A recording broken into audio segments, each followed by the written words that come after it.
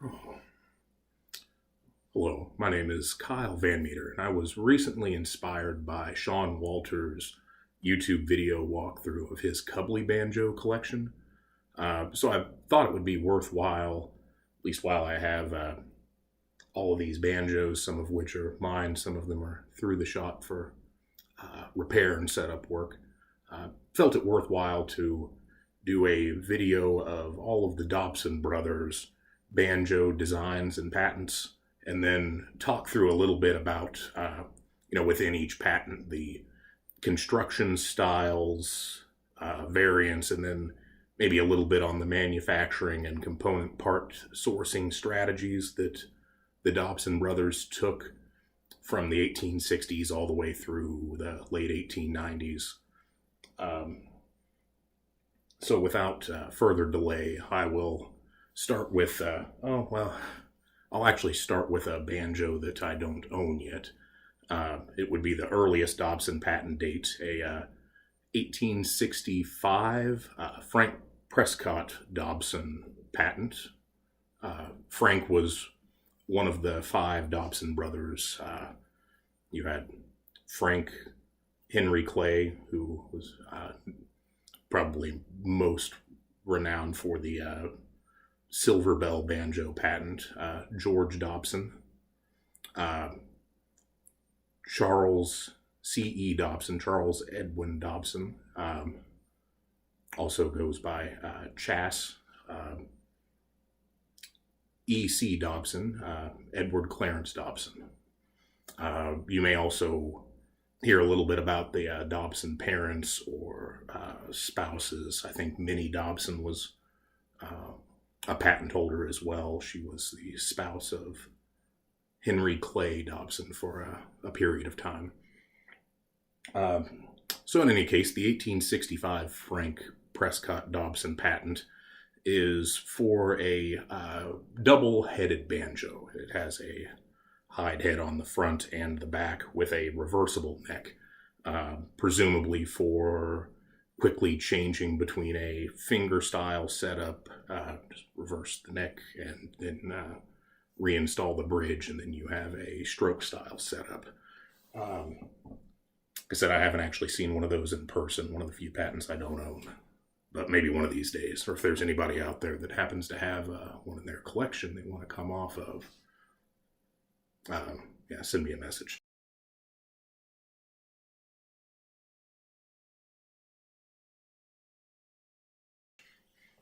So next up would be the Henry Clay Dobson 1867 patent for his fairly well-known resonator banjo.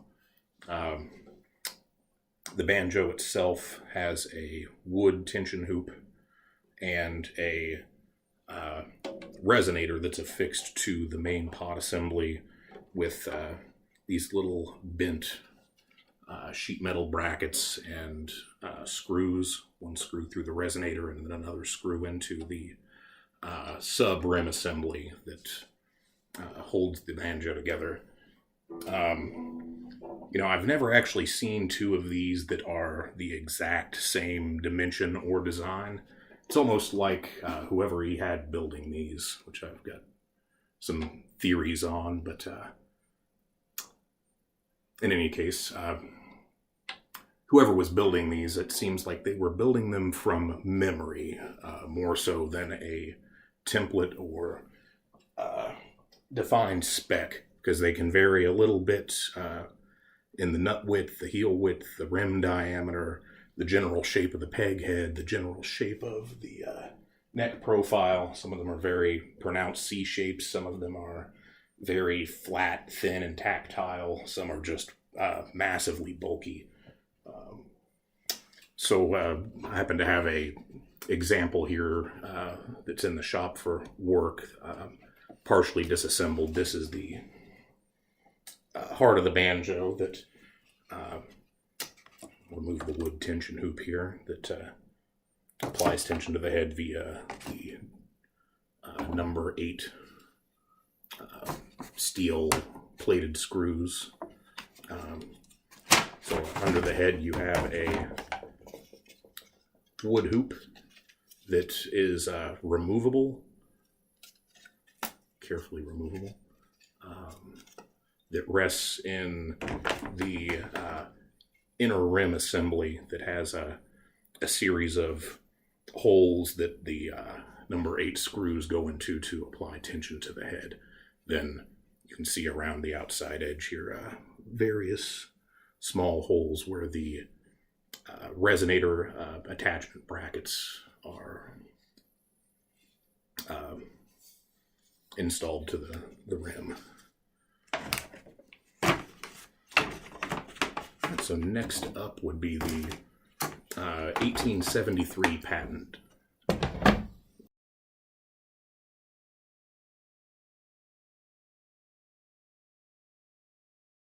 Which is the first open back banjo patent that the Dobson Brothers, or that any of the Dobson Brothers pursued.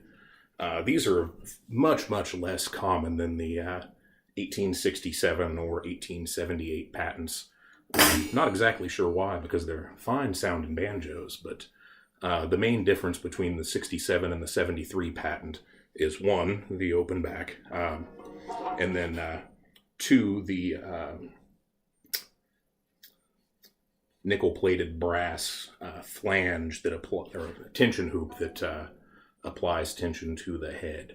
There's also this interesting little patented flange bracket that goes inside of or that clips inside of the tension hoop, and then screws into a interior wood rim.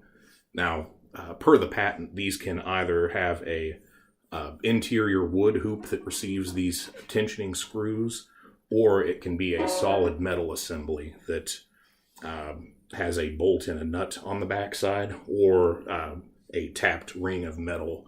I've seen both variants. The patent suggests to use wood for making the rim, as you have additional machining and hardware required for the all-metal assembly. So it was kind of loosely worded in the patent how these were actually supposed to be built. So you do see both styles when they show up. Also, I want to note this tailpiece on the 73 is a fairly common tailpiece style that you see on early Dobson banjos and even mid to late 1880s, early 1890s Dobson banjos. I'm sure it wasn't exclusive to the Dobson Brothers, but you do see them very frequently on their early banjos especially. Next up will be the 1878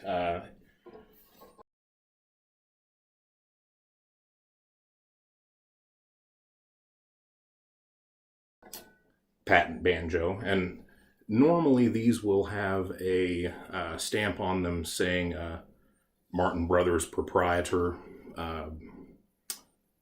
Dobson patent July 16th, 1860 or 1878. Shortly after patenting this, Dobson did sell the patent rights to the Martin Brothers, no association with C.F. Martin of Martin Guitars. I'd like to be able to do more research on the Martin Brothers, but unfortunately their name's so similar to the Guitar Martin Company that it makes any sort of research a little bit tedious. So what you have with this particular design is still the interior wood rim that is affixed via brackets, which is a different design than the 1867 to the resonator. But that's where the design similarities end. It's just one solid ring of wood on the inside with a cast flange tension hoop with the affixement screws being integral to the tension hoop casting, and then the rim brackets or the resonator flange brackets are threaded to receive these machine screws that tension the head. These seem to be a little bit more standardized in style. Dimensionally, the necks are typically this general shape with similar carving details. The profile's normally C-shaped,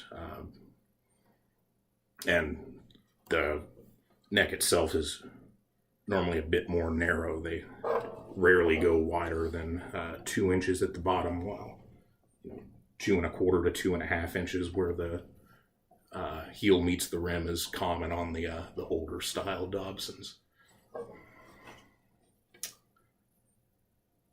So next up, be kind of a rare banjo. It's another 1878 patent by Henry Clay Dobson.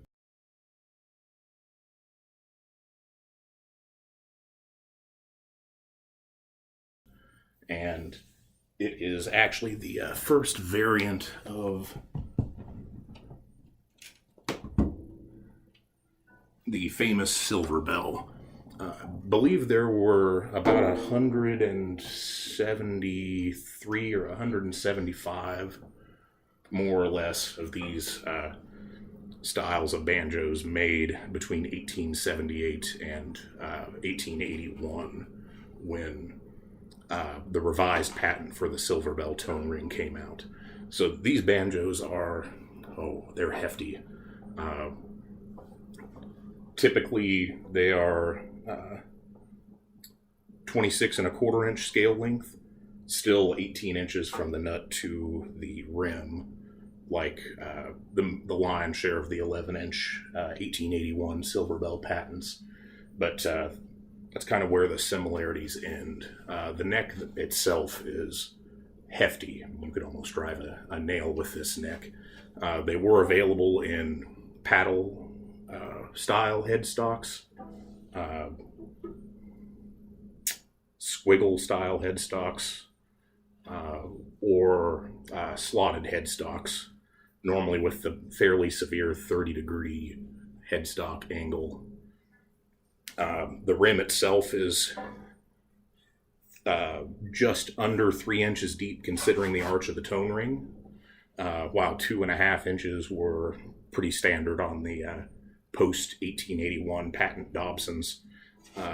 The ring profile itself isn't anything terribly uncommon. You find all sorts of different heights and variants of the Silverbell tone ring profile. But in general, it is a hair, I think it's a 1.5 inches instead of an 1 3/8 wide. It has a fairly high or pronounced arch. It also typically comes fully fretted, with the fingerboard protruding over the head with a nice little carved detail right there. Also, these typically don't have any stamps on them. You have to look closely to identify these. They typically have either C.E. Dobson's inscription or H.C. Dobson's inscription hand etched on the tone ring. You won't be able to, I don't think you'll be able to see it in this video, but this one is actually hand inscribed by both Charles Dobson and Henry Clay Dobson, with the serial number being 97 and the date of manufacture is in here. I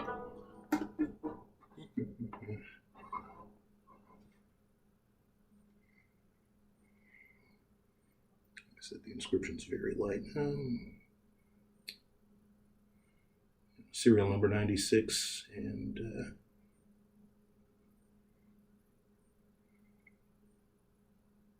March of 1880 manufacture. A really cool banjo. In general, the main difference between this and the 1881 patent is the overall heft, the rim depth. They typically use heavier gauge metal on both the rim cladding and the tone ring. Much heavier neck construction, much bulkier neck construction. 1 3/8 at the nut, down to 2¼ here at the rim, and yeah, just in general, a nice heavy early banjo.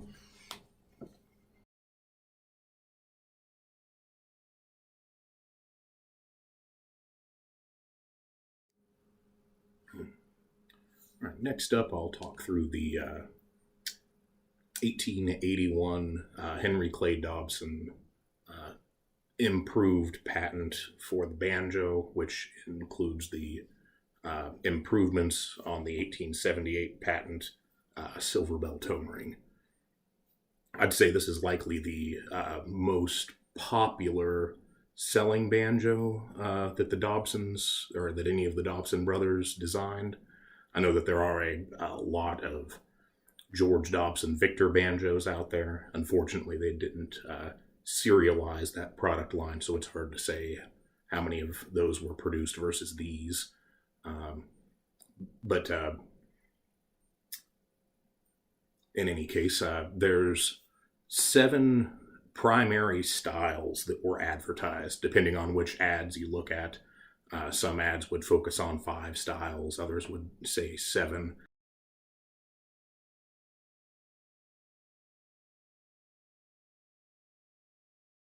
But in general, what you can count on with the Henry Clay Dobson Silverbell banjos is inconsistency.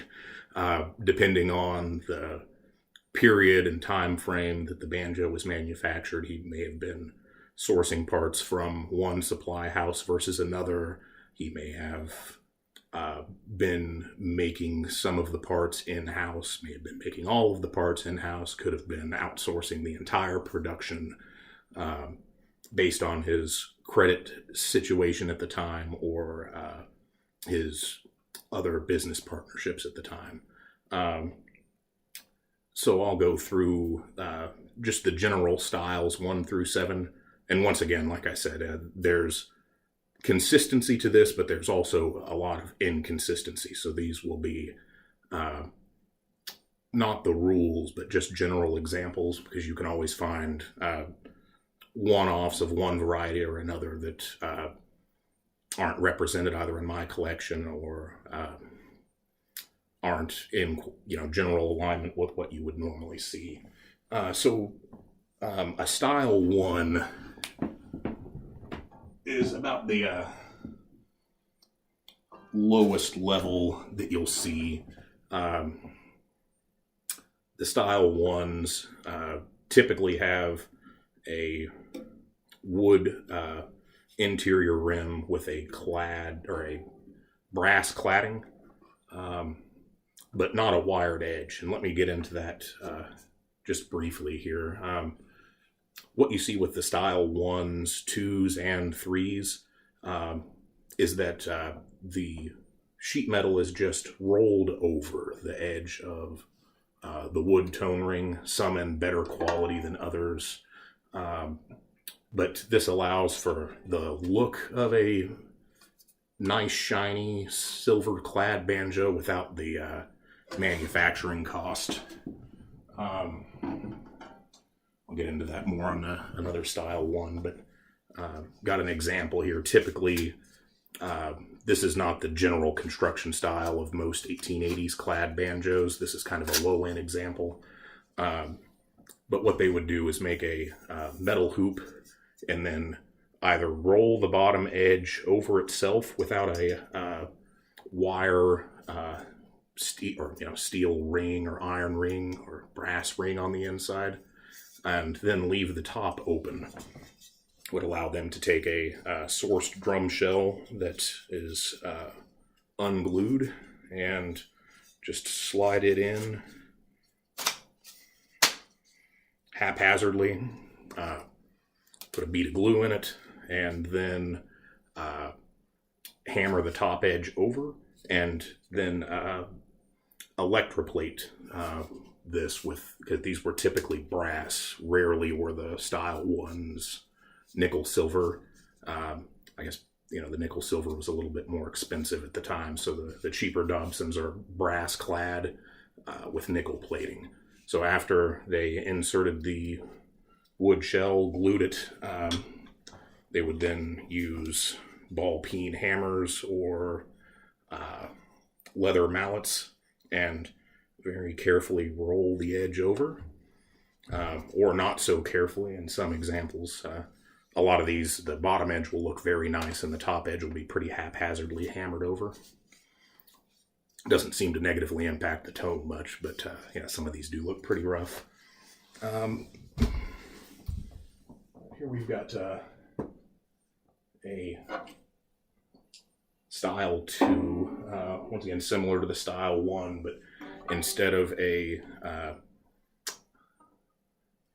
no fingerboard and the frets just being hammered straight into the neck, they would apply a very thin rosewood or ebony veneered fingerboard.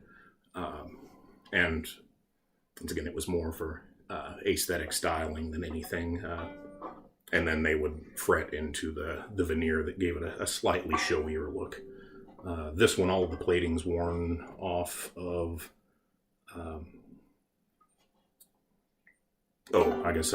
hardware offerings on these.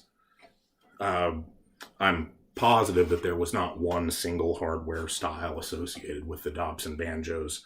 He was buying whatever was in the catalogs at the time, just like a lot of modern builders today, where a lot of people are using balsam hardware, Rickard hardware, and in 100 years, a lot of people would look at any of the modern old-time banjos and say, oh yeah, this was a Rickard banjo that's unlabeled, or this was a Pisca banjo that was unlabeled. And that's not the case. We're all just buying hardware from those particular builders, and it was really no different with Dobson. All right, now next up is the Style 3. You may have noted on the Styles 1 and 2, there was very little angle to the headstock, and that allows for cheaper manufacturing. You don't need as thick of a piece of wood if you don't have a 30-degree, 35-degree setback headstock that are popular with these banjos. But number 2, the rim construction starts improving on the Style 3. The Style 3 will typically still be brass instead of nickel silver, but the top and bottom edges will be encased or wired with a either brass ring or a steel ring that really helps with the stability of the banjo.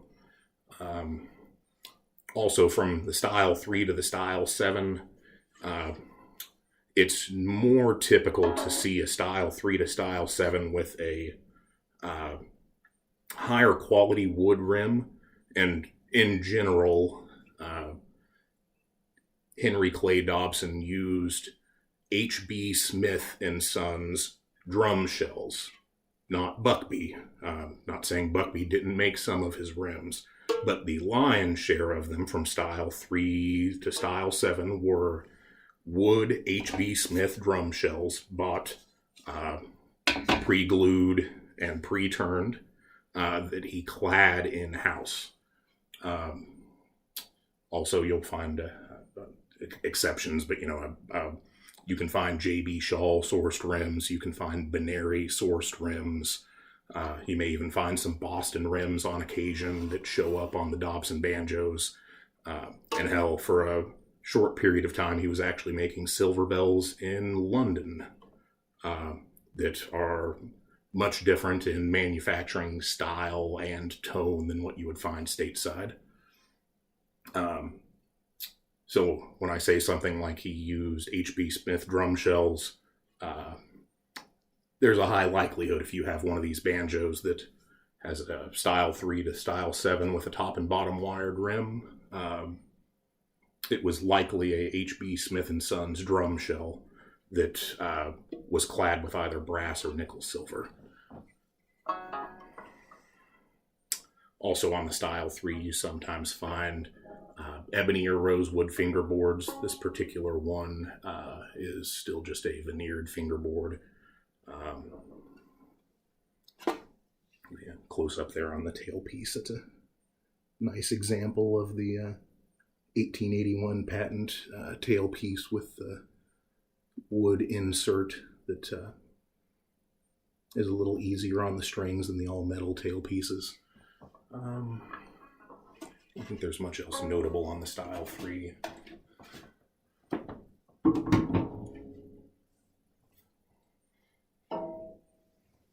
Rearrange a little bit. I guess I'll show you a construction example of what a Style 3 cladding would look like. Like I said, typically the rims were bought in pre-turned, so with very little trade school knowledge, Dobson was able to hire people off of the street that could use 3 simple hand-cranked machines and turn 3 1/8 strips of brass or nickel silver into a hoop, because the manufacturing equipment, once again, just hand-cranked Peck, Stowe, and Wilcox burring machines, turning machines, and wiring machines, were commercially available and very prevalent for stovepipe manufacturing.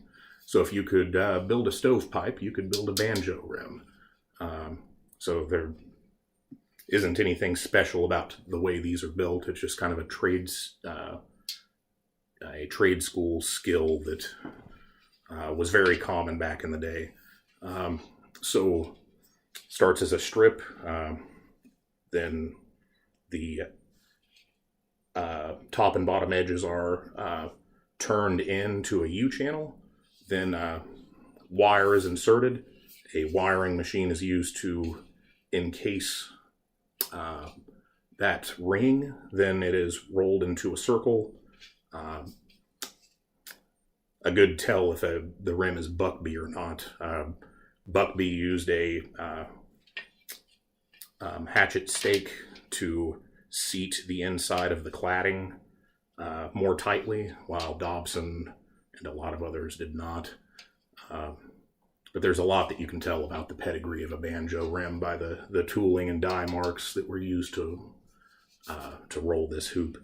So anyway, after it's rolled into a circle, also bear in mind you could start with a circle and then turn the channel in. It's just sheet metal does not so much care to be turned in on itself when it's in a circle, so that's a little bit harder. I think for the most part they made them flat and then rolled them after they were wired. After they're rolled, closed around the drum shell, fitted to the drum shell and closed around the drum shell, and then very meticulously, or not so meticulously in a lot of cases, silver soldered.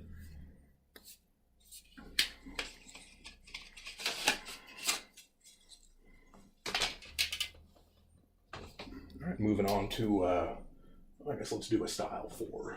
All right, the main difference between the Style 3 and Style 4, once again, they have wired top and bottom edges. Available in almost any headstock style, but normally the Style 4s and on would have a ebony fingerboard, and instead of a nickel-plated brass ring or cladding, the cladding will be nickel silver. Even if it was nickel silver, more often than not, the nickel silver was still electroplated over. But all right, moving on from the Style 3 to the Style 4. The Style 4s were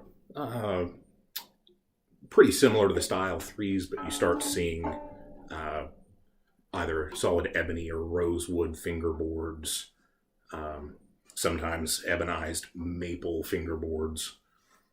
A lot of people refer to as pear wood. But the primary difference is that they start moving to nickel silver cladding instead of nickel plated brass cladding. The nickel silver has kind of I don't want to sound generic, but a less brassy tone. It's a little bit sweeter, a little bit stiffer of a tone, more punchy, less growl and roar. It's a little bit more focused. Again, describing tones like describing a color to a blind person, so I don't want to try to paint a picture and it ends up not sounding like what you would think. But from the style 4 and on, it's more common to see brass, or not see brass, to see the nickel silver cladding. Moving on to the style 5s. This particular style 5 is a 6-string banjo that was sold for the English market. It was imported by Alfred Hayes. You may be able to see the label on the inside of the rim. And these banjos were available in 5-string up to theoretically 9-string variants. I've only seen 6 and 7-string variants, but I don't think too many of the 6 or 7 strings were sold stateside. Most of those were sold for export. The style 5s, at that point, they will more heavily polish the brass hardware and have a thicker nickel plating. Typically the plating on the style 5s through 7s don't wear off as easily as the cheaper variants. You'll also start seeing more ornamentation and carving on the dowel stick, as well as a thicker French polish on the neck finish, as opposed to just a quick and dirty hand-brushed shellac that's roughly polished out after it dries. The French polish finish is a hell of a lot harder, even though it's still the same shellac. The application process of slowly rubbing with mineral oil with 20, 30 continuous polishing steps yields a lot harder, more waterproof and dent-resistant finish than what just a hand-brushed shellac that's hand-buffed out after it dries would give you. Here we've got another style 5. This one is a 7-string that is very cool because it is a serial number 5607. This one is a 5621, and they were built in the same process batch. This one was a number 2 in the process batch. You'll see these little stamps that are essentially assembly numbers for a group of banjos going through in a batch. Since a lot of these parts were hand fitted to each other, these numbers were essential to keep from mixing up the parts within a batch. In a lot of cases, you'll just see that batch number and not a serial number, which makes people think, oh, I've got a serial number 1 or 15 or 17. Which once again isn't the case. It's very common for these to go up to 20 or 30. Sometimes you see them in the 40 range, but that must have been where Dobson ran out of workbench space to assemble these. But this one, again, was imported by Alfred Hayes, sold for to the English market. And another interesting variant, even though I'd call these style 5s, the top and bottom edge are just rolled over and do not have a encased steel hoop on the inside. Makes for a slightly different tone. I know that there's a couple modern builders that do clad rims that don't have an encased wired edge. Which was done in the 1880s. It's not right or wrong. It does make for a slightly more fragile rim. You can see here it was dropped, and there's a little dent there where if it was encased with a steel edge, there wouldn't be a dent there. in general, these, yeah, it's a nice playing, nice sounding banjo. All right, moving on to the style sixes. Got a couple examples here. Now the style sixes, once again, more, heavily polished prior to plating, nickel silver cladding with a nickel silver plating. French polished neck. Style sixes is where you, fives and sixes is where you start seeing either the customized inlay, customized fingerboard extension with possibly somebody's, the original purchaser's name inscribed or initials inscribed. And more often than not, the higher styles will have the more severe headstock angle as opposed to the 7 or 10 degree or 5 degree angle you see on the cheaper banjos.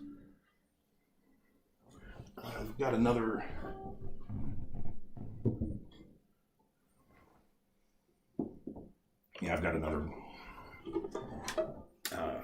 style 6 here that's in nice shape. Take the tuner off there. It has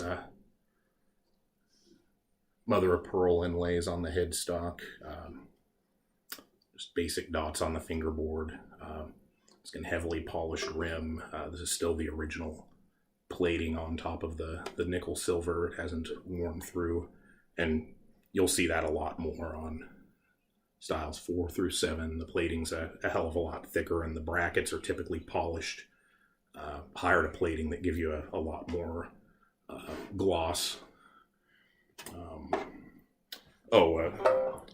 This is fun. This is actually a 10-inch rim banjo. The 1881 Silverbells were available in 7, 8, 9, 10, and 11-inch. No 12-inch variants to my knowledge. Hear a lot of people talking about original 12-inch Silverbell banjos, and they just don't exist. I'd love to be proven wrong, but there's a lot of speculation on why there aren't any 12-inch Silverbells floating around out there. But feel free to send me a message if you have an example of one. I'd love to be proven wrong.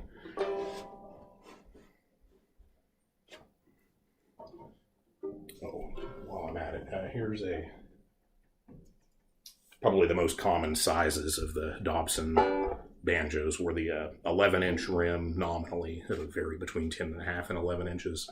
And then the 9-inch rim with the ladies' size scale length. The ladies' banjos are typically a 22.5-inch scale versus the 11-inch variants that are almost all 25 and a quarter to 25 and a half. And there were a heck of a lot of these made. They're sweet sounding banjos. Typically don't go for as much. I know a lot of the players nowadays like the 11-inch rims, but if you see one of these and want either a nice travel banjo or a good banjo to tune up to A, once again, light gauge strings, no steel. Pick one of these up. They're normally a value. All right, so I'll move on in just a moment to the style 7s. I'll also talk about the 1884 Dobson patent. It was a George Dobson patent. Theoretically, George and Henry were sharing a shop space until the I want to say the late 1880s. Got the exact date written down somewhere where the lease was broken, but the style 7 and the 1884 patent is a double spun variant.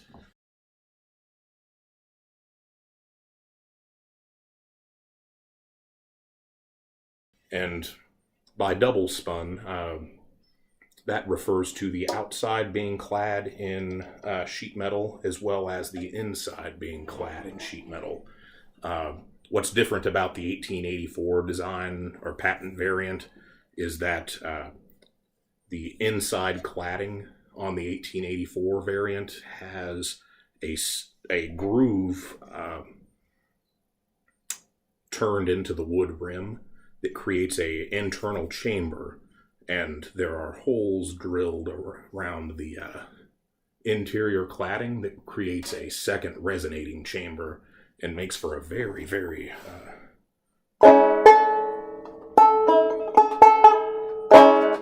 if it was in tune, a very nice sounding banjo. The style 7s were typically slotted headstock, but the style 7 is just kind of a catch-all for a double spun banjo that can have a lot of ornamentation or very little ornamentation. But typically all style 7s were double spun over. And once again, the 1884 patent variant, there's a few different ways that Dobson said that he would recommend to build these. And this is kind of a combination of 3 or 4 different section or detail views in the patent. I'd like to see if they were built other ways, because the few that I've seen are all of this style with the typical double spun over rim and just a hollow chamber routed or shaped or cut into the inner wood cladding.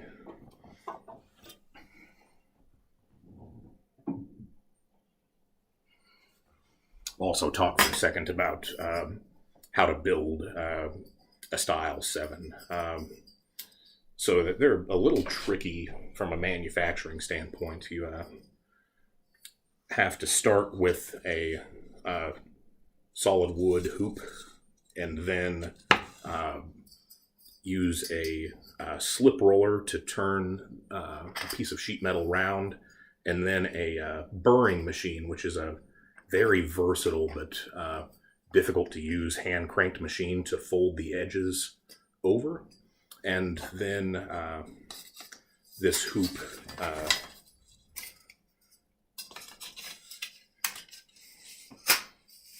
receives the inner cladding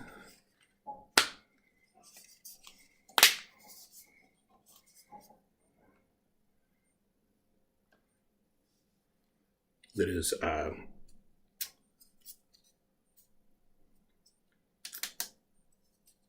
silver soldered, and then the outer cladding has to then be wrapped around, fitted, and that joint silver soldered. So they're more process intensive than the style 1 through 6 or the traditional doubles or spun over or clad rim variants.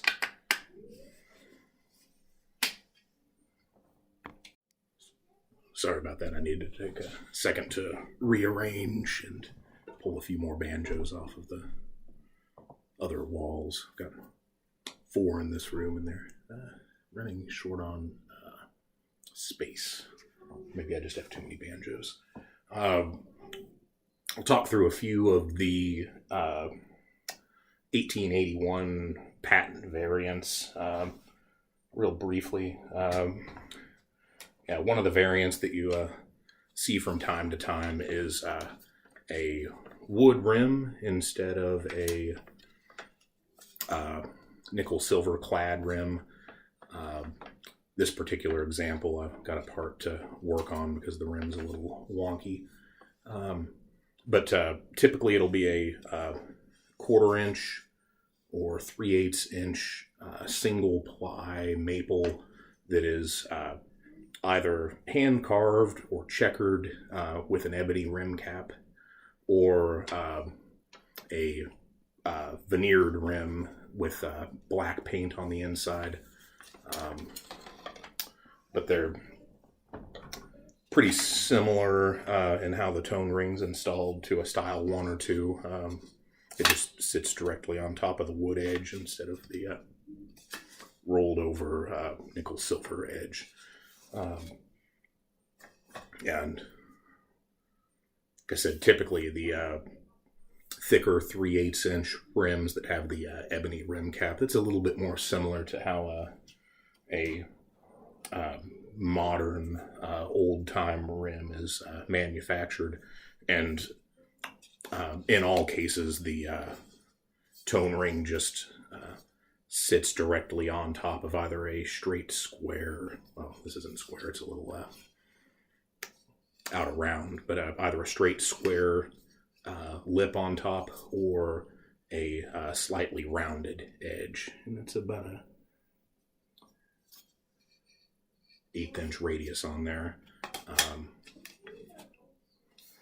Then another variant you may get lucky enough to find, this is a Retberg and Lang manufactured HC Dobson, and the R&L built variants are much, much different than what you would see on the 1880s and 1890s. This is similar to what you'd see on a Sears Supertone banjo, or any of the multiple R&L made knockoffs of the SS Stewart banjos, or a lot of the Frank Converse banjos. But the rim on the R&L made models is 2 1/4 inch finished height with the tone ring, maybe 2 3/8 instead of 2 1/2. I can spot it pretty easily, but the inner rim is normally a little bit thinner and does not have a rounded edge. It will be a straight square lip where the inner rim was lathe turned. You'll typically have a slightly bigger wired edge, like R&L did on a lot of their banjos. And last but not least, maple necks instead of walnut, mahogany, yellow poplar, or rosewood necks. I believe all of the R&L made Dobsons were maple instead of walnut or something that was dyed to look like walnut. Also, the instead of neck attachment hardware, they typically use a wedge and still have screws that affix the neck to the rim. These also do not have serial numbers, so these would have been post 1897. Could have been made up until the early 1920s. R&L had a tendency to build banjos for people and then steal their designs and continue selling them either unbranded or branded. So this could have been manufactured anywhere from 1900 up till 1923, even though Henry Clay died in 1907. You'll also see on occasion not Dobson branded banjos, but 4-string tenor banjos made by R&L that still have the Silverbell tone ring.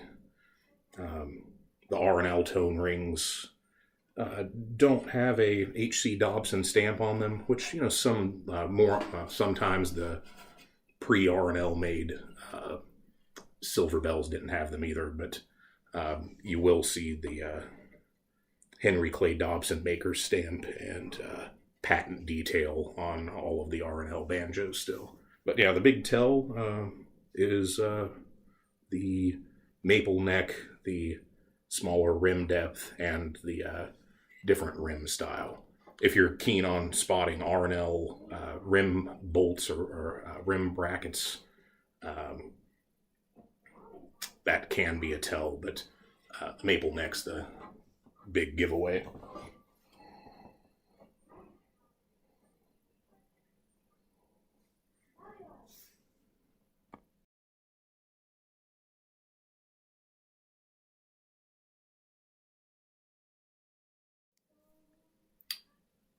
All right, next up will be the C.E. Dobson 1886 patent.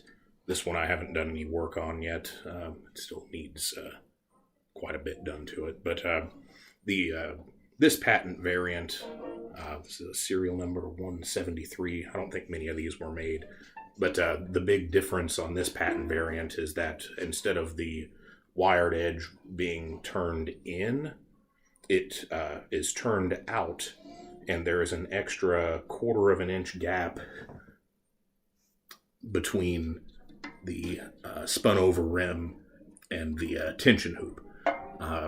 Every other rim bracket on this banjo is not drilled for a tension hoop and is installed a little bit higher to keep the flesh hoop from rolling under the extra resonating chamber that's turned outward.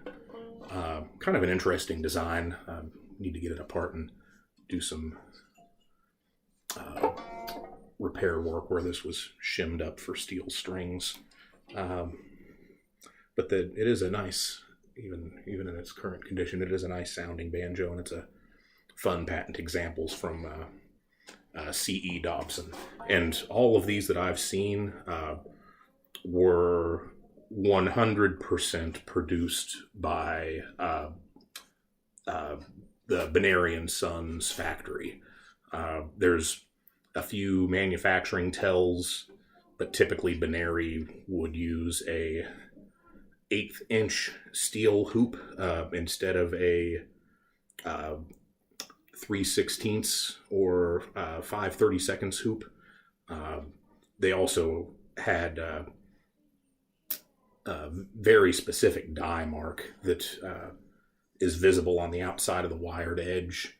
A lot of manufacturers bought all of the same wiring machines and would modify them slightly to make a cleaner transition on this edge. Banary did not modify theirs. It's straight, a straight factory wiring machine, and it kind of has a nasty groove that can be visible on the outside edge.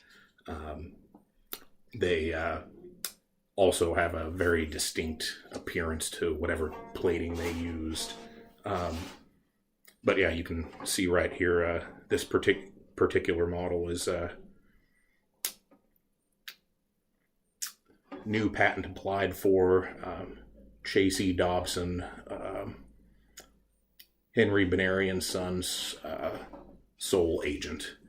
So I know H.C. Dobson over the years kind of, it was hit or miss whether or not he was doing business with Banary & Sons, but it seems that C.E. Dobson continued their relationship with Banary throughout the tenure of his career. But yeah, this is a fun banjo. Not many of them made. Sounds nice, but rather unpopular. Never really took on. I don't think I've seen one that's over a serial number of 200.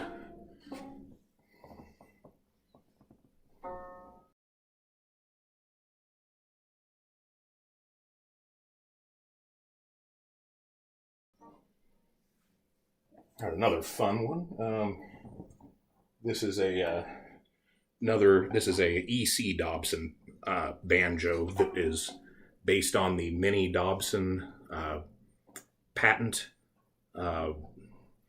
It is a all metal rim that has a extra flange bracket around the outside, similar to the old Ashbourne patent, and then you see this design come up pretty often from the 1880s all the way through the 1920s with a solid cast brass rim. But yeah, this one is based on the Minnie Dobson patent.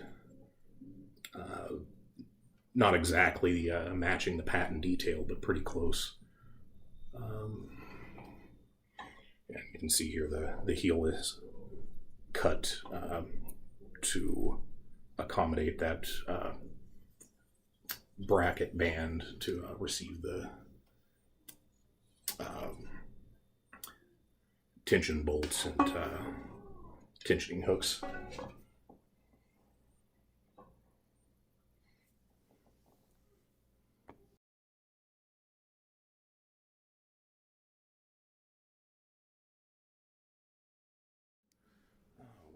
that? 1888. All right. Okay, here is this one was fairly ornate. It isn't in the best condition. The pair wood fingerboards disintegrating a little bit, but this is a C.E. Dobson Great Echo patent, November 6, 1888. You see the serial numbers on these go, 3,000-4,000. Could have been maybe 5,000 of these made, but nothing notable on the neck construction outside of it being heavily inlaid. But the rim construction is where it gets interesting. This is a very interesting internal resonator design, and this is a spun brass that's plated in nickel silver that has a small air gap here between the head and the rim, where the head is actually tensioned over another metal spun flange, and makes for a very, very bright, punchy, resonant, almost kind of an airy finish to the note. And these were lightweight, loud. I would imagine they were hard to spin. I can't quite get my head around how to spin that without a very complicated form that requires disassembly. But in any case, it's a really cool design.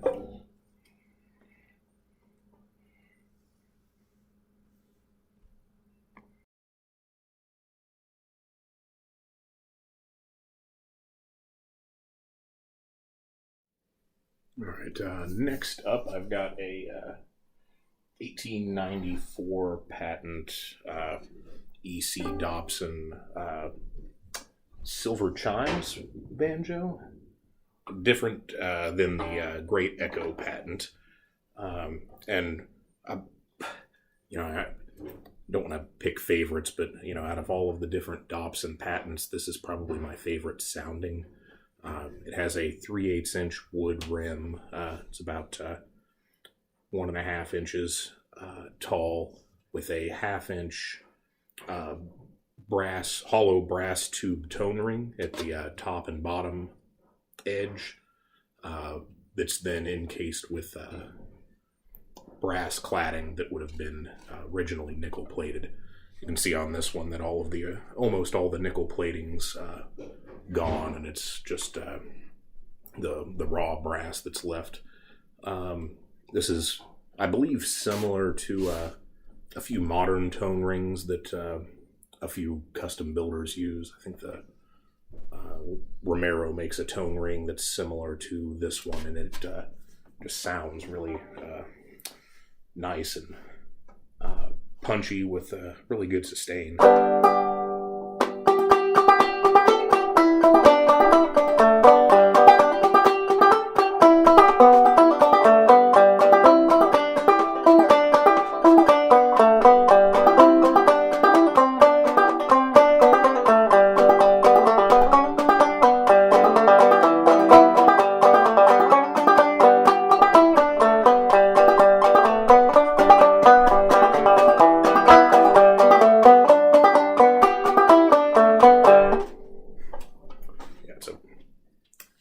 Really fun sounding banjo. Probably, I think it's my last patent I have an example of.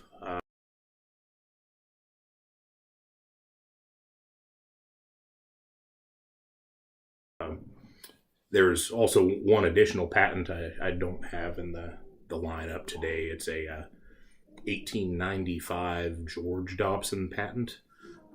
It's very similar to a Fairbanks patent banjo. It has a wired edge top with a metal parabolic internal resonating chamber. If my video editing skills are good enough, you'll see one here over my voice. I don't know that model was ever manufactured, but if anybody has pictures of one or examples of one floating around out there, I'd much enjoy seeing it. So I guess moving on from patents to trademarks, go through some George Dobson banjos, both the Victor line and the Matchless line. I guess I'll start with the Matchless.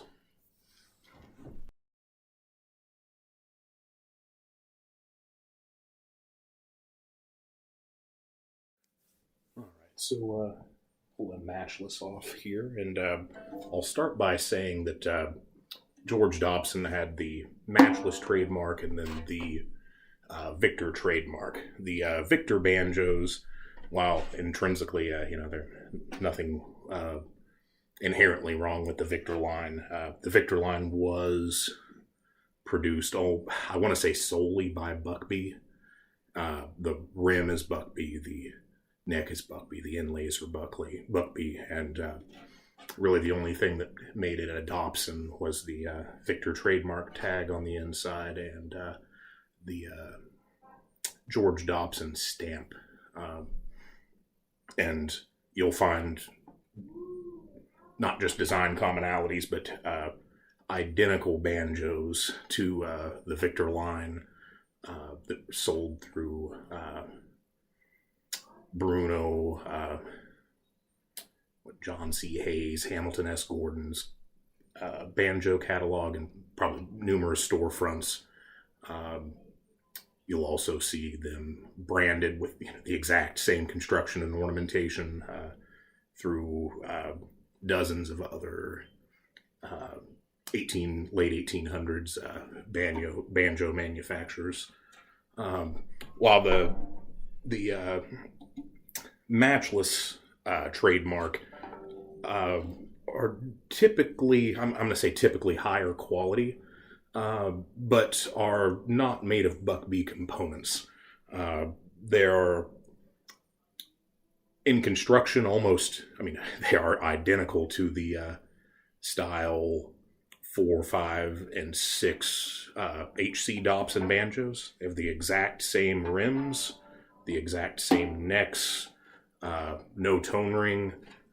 Believe that they all shipped with the HC Dobson tailpiece, and you'll see that was common on all of the Matchless banjos up until maybe 1889-ish. I don't remember the exact date when HC and George Dobson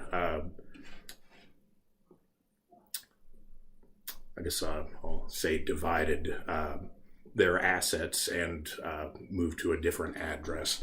But the rim itself is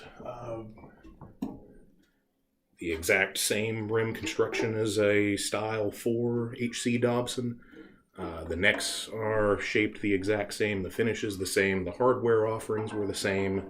The tailpieces were the same. The only difference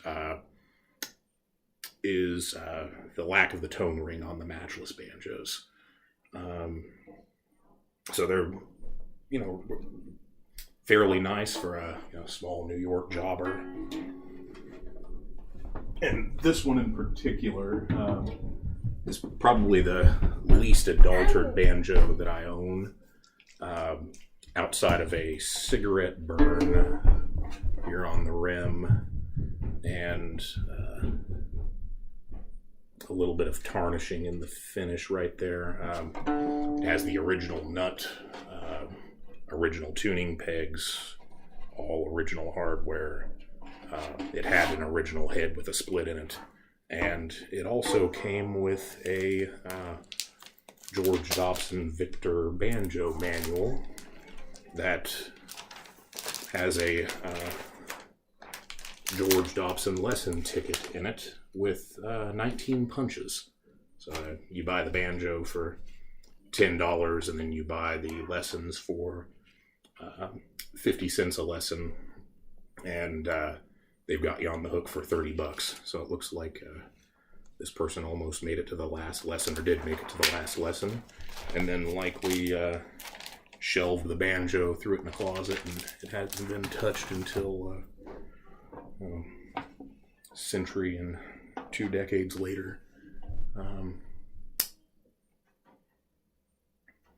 Yeah, so this is the example I have of the matchless line. Again, I'll note the matchless line is close, if not identical, to the mid to late 1880s Silverbells.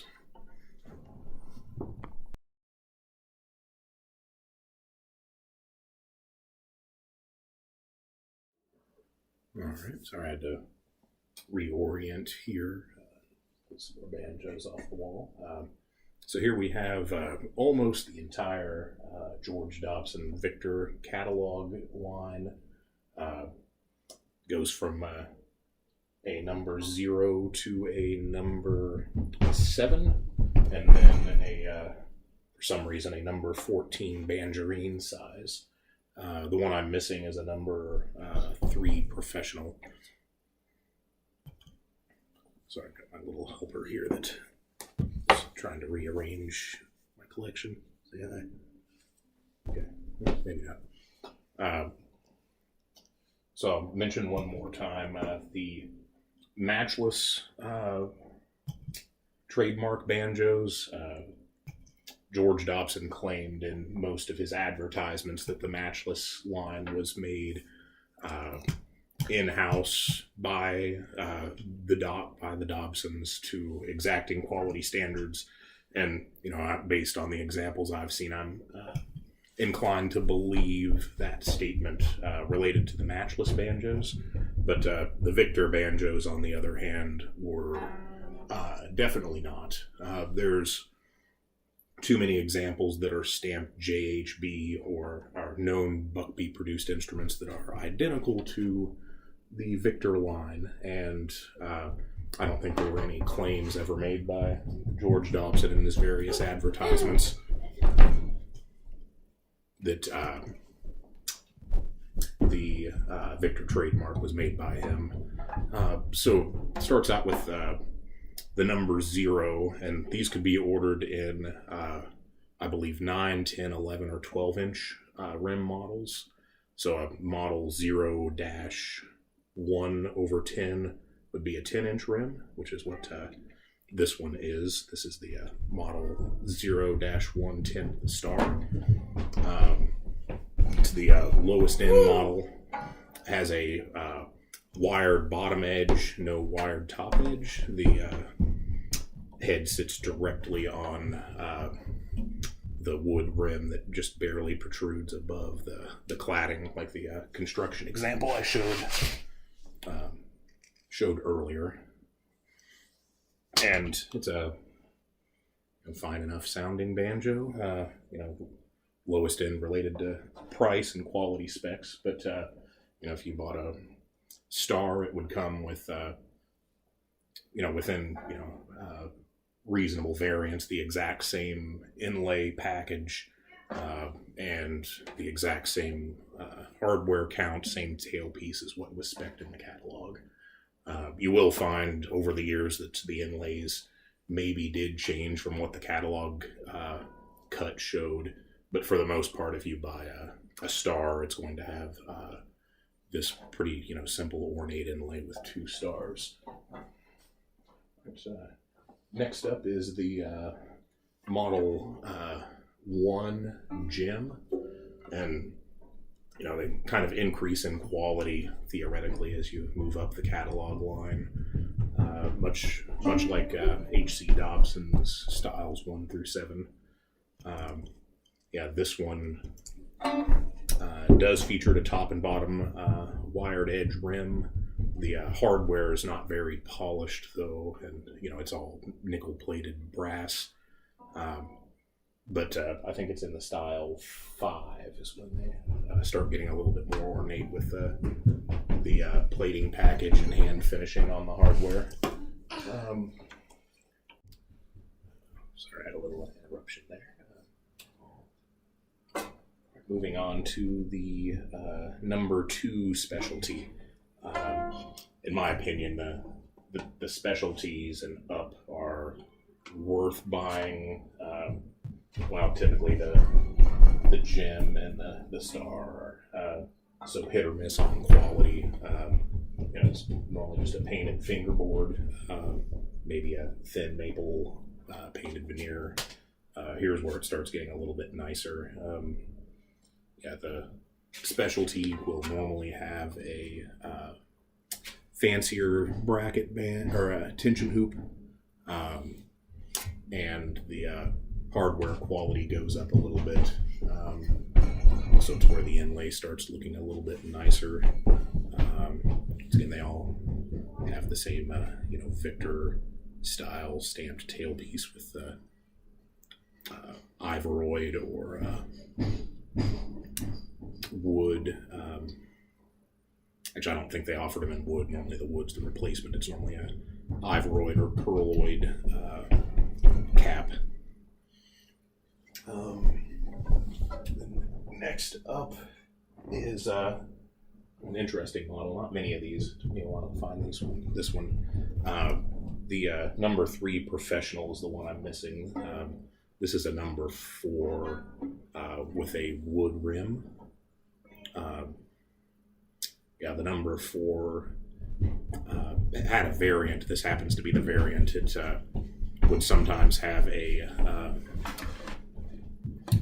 extra piece of sheet metal between it's just I guess you could call it a cheap tone ring, but it's just a piece of sheet metal that's folded around the top edge so the head doesn't bear directly on the wood. It gives it a little bit more metallic property. If you have one of those number 4 variants, it'll probably say patent applied for stamped on the little piece of sheet metal, but I don't think it was ever granted. Then moving on to the number 5, once again, they get progressively nicer. The number 5 is the concert model. It will feature a ebonized or painted, black painted dowel, I think 40 rim brackets. Oh, that's my hammer. Thank you. That's a prop. You stay away. Yeah, thank you. High five. High five. Yeah. Sorry. My helper again. Where was I? Okay, so yeah, the concert normally has a more ornate tension hoop. This one is not a knurled pattern, but this is it looks like they had a die for this one that they rolled the band through. The inlay gets progressively nicer, and surprisingly, this one has all of the original carved Pearloid or Ivoroid tuning pegs. This is a fairly nice model. And then next up is the number 6. The George Dobson Superior. This one is the first one that actually has a thicker ebony fingerboard, while up to this point most of them were just veneered, and it is real ebony on this one. A lot of them are just ebonized maple, or ebonized pear wood, as a lot of people call it. In the catalog, they advertise the pointed rim brackets, and 48 tension hooks. So, more tension hooks is more quality, of course. Also interesting to note on this model, the Model 6 and Model 7 will always have a nickel silver inlay at the first fret, and those inlays are always custom engraved. No two are the same pattern from what I've seen. So sometimes there's a nice little scene, a Dutch family, gathered around a windmill, maypole. In this case, it's just a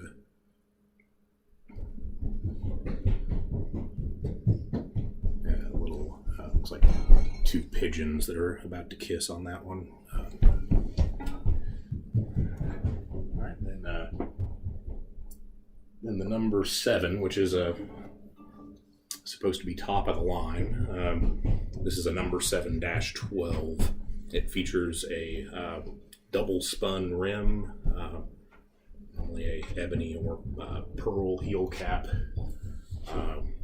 Same inlay package and ornamentation as the number 6, but it will have a back strap on it. It's got an ebony back strap. This one is a mahogany neck instead of walnut. I don't know if the mahogany was standard or not. French polished shellac. And this one will have the 3/16 inch tension hoop instead of the 1/8 inch tension hoop that's common on the Victor line, which is uncommon. Most Dobsons do not have that thicker 3/16 inch groove tension hoop. Almost all of them are the 1/8 inch tension hoops. It also has the elongated fancy bracket shoes, and there should be 30 of them if I'm remembering the catalog correctly. Yeah, and this one's without a doubt the brightest and punchiest out of the lineup. Let's see if I'm in tune.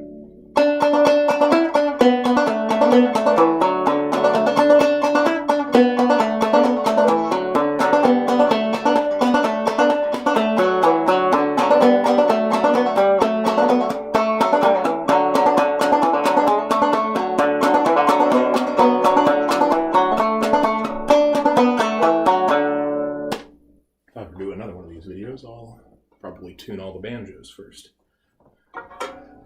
And then last but not least of the Victor catalog line is the Victor number 14 Banjarine. These had a 12-inch rim, same size rim as that number 7-1/2 or 1/12. They have the back strap and thicker ebony or no, this is a pear wood once again, or dyed maple fingerboard. And I can tell you that this same size Banjarine without the Victor trademark is available from about any catalog outfit in the 1880s. It is a nice sounding banjo though.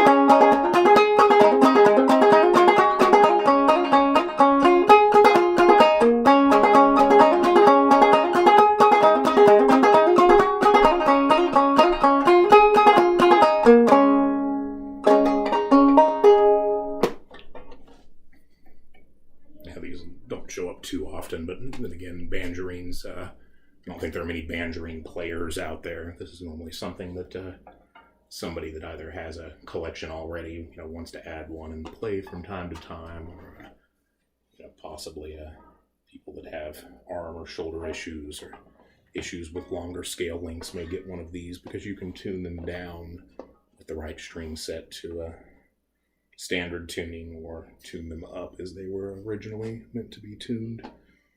I'm sure there are a few classic style players that do play this type of model in a banjo ensemble. I don't think I know any of them personally, but I'm sure they're out there.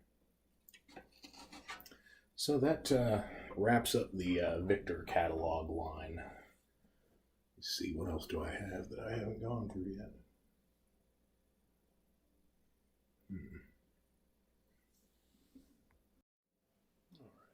Alright, this will be the last big talking point related to trademark banjos. This one is a very bastardized EC Dobson Orchestra banjo. The orchestra line was kind of his trademark that he was looking to promote, kind of in direct competition with the George Dobson Victor. I don't think that EC was business affiliates with George and Henry early on, or well, in the 1880s or 1890s. there was some family drama that, and really gnarly stuff actually that I'm not going to hit on at all in this video. But in any case, this one was very bastardized, probably in the 70s. Somebody ripped the frets out and installed a piece of formica to make it a fretless, and to add insult to injury, I thought it would be fun, since I could have gone through and ripped the formica off, but this kind of represents a historic landmark now when banjo design trends that isn't quite as ugly as people scooping these nice antiques, which don't do that. But I decided to leave it as is, and then threw a furry Jeff Menzies goat hide on here, because even as is, this was a very hot sounding banjo, and the hide head kind of tones it down.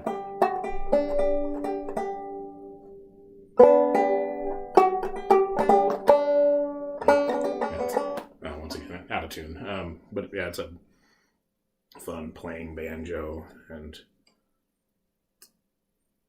does kind of round off the Dobson collection. I think this is the last big trademark line. I'd like to have a nicer example, but it's hacked to hell, but it's fun. All right. Lastly, I guess I'll talk.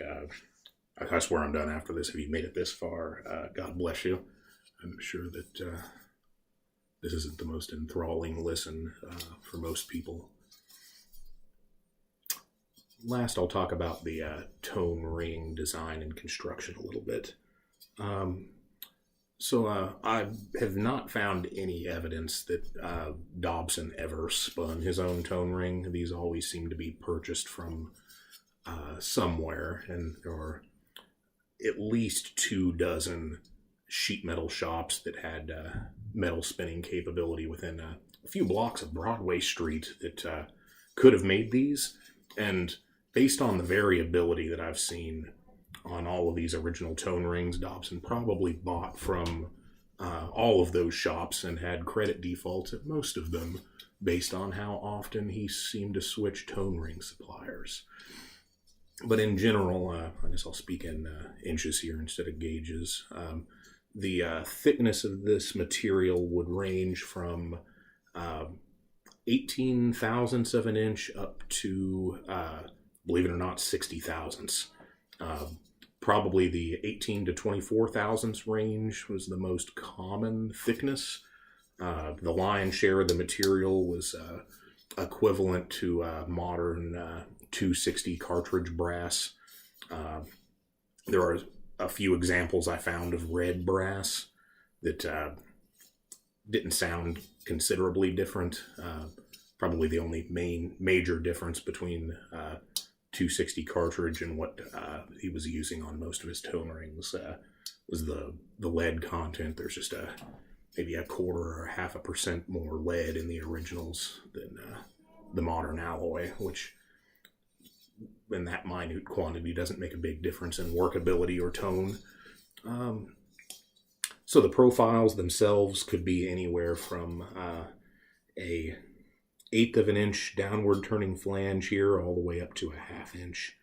The arch profile could be dead flat and slightly turned down, much like the modern Bill Rickard or Balsam tone rings. There are some originals that, outside of the little H.C. Dobson stamp on the inside, are damn hard to tell the difference between the original and the repros based on that profile. But more often than not, there's a little bit more arch. And then the other thing that can vary is the amount of bell that these have. Sometimes they are perfectly flat. Other times they have a larger downward sloping bell. They were all spun, not stamped.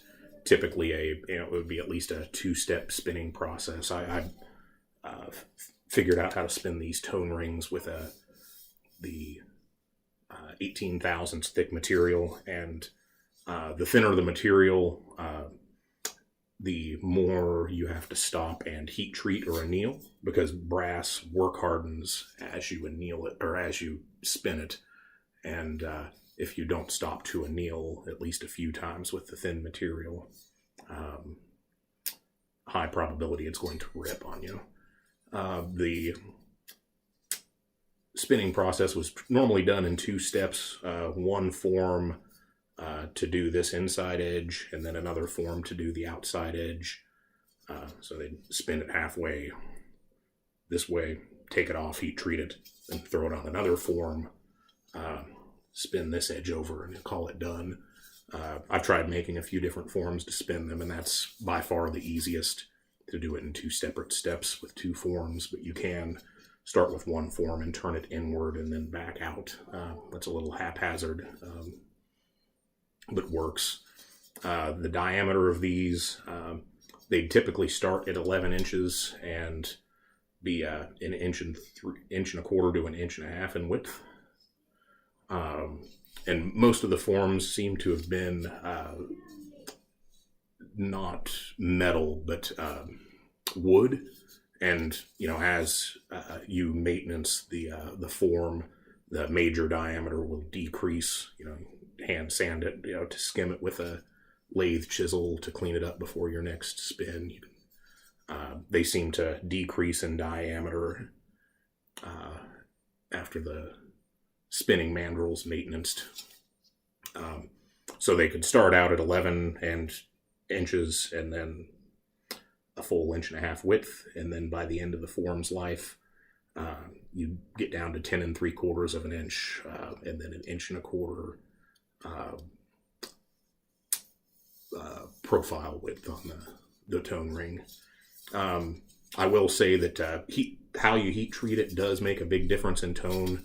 Some of these are incredibly flexible, and some of them are half hard that will barely flex. Some of them are fully work hardened, and the fully work hardened ones are sharper but less resonant. I think about half hard is where you have a good balance of shimmer and sustain without compromising the structural integrity of the rim. A lot of ones that were annealed and then not properly work hardened after annealing are very flexible and end up flattening out on top under the head tension. You'll also see ones that were too work hardened will develop splits in the outer flange over time. Those can be repaired by a proficient person at silver soldering, but if you do see one with cracks opening up around the outside edge, I do recommend taking it off and having it worked on or repaired. Maybe a few splits are just fine, but I would be cautious to put much head tension on a ring that has that type of damage. And once again, that damage is not so much from negligence or misuse. It's a manufacturing defect related to the work hardening on the tone ring during the spinning process. Well,